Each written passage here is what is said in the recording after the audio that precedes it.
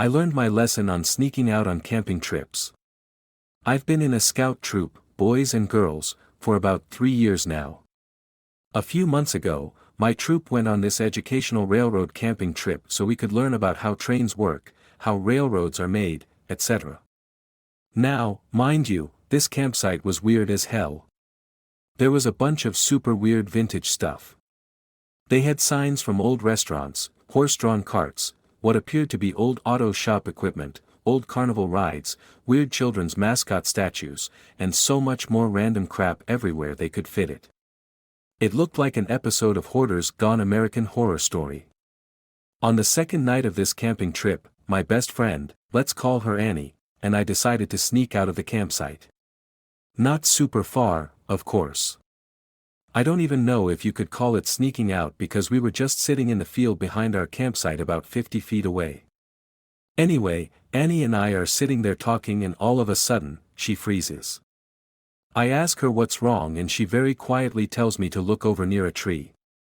I find where she's telling me to look and I see, between a tent and a tree, what could best be described as a very dark, almost human figure, almost like a solid silhouette.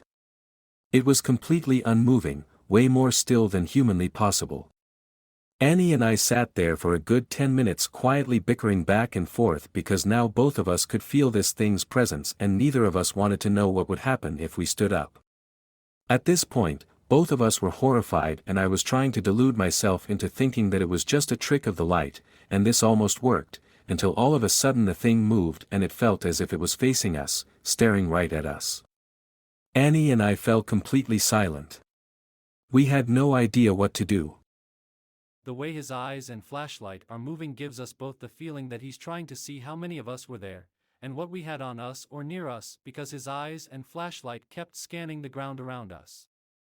We were getting sized up, for what I don't know.